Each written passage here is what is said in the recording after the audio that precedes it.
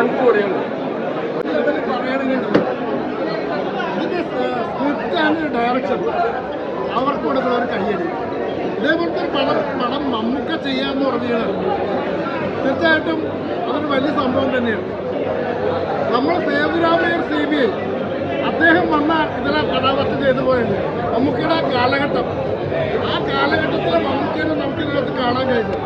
പക്ഷെ മമ്മൂക്ക മാത്രമല്ല, ഇതിനകത്തുള്ള ഓരോ കഥാപാത്രങ്ങളും അവരെല്ലാം അവരുടെ ഭാഗം വളരെ ഭംഗിയായിട്ട് എഴുതുന്നുണ്ട്. കാര്യം പറയുന്നത് തമിഴ് സിനിമ പോലെ പോകണം.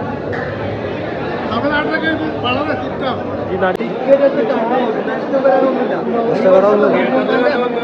മമ്മൂക്കാന്റെ ഫസ്റ്റത്തെ ഇക്കുവാണ് ഈ വർഷത്തെ ഒരു മാറ്റമില്ല.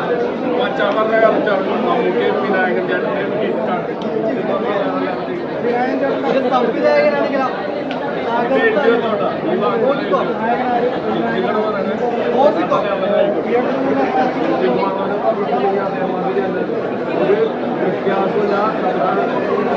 മമ്മൂക്കയും വിനായകൻ ചേട്ടൻ്റെ കോമ്പറ്റീഷനിൽ അടിപൊളി പടമായിരിക്കും ഈ വർഷത്തെ.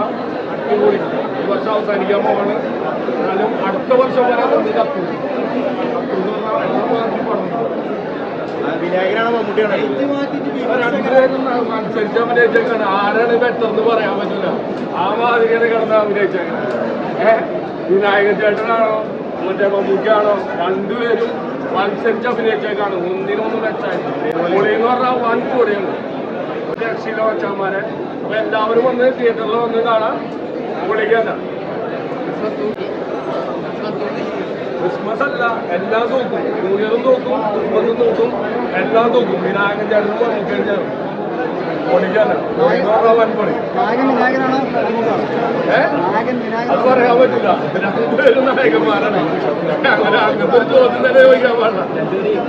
അത് വന്ന് കാണാം. അതായത് തിയേറ്ററിൽ വന്ന് തന്നെ കാണാം. ആരാണ് നായകൻ, ആരാണ് വില്ലെന്നുള്ളത്.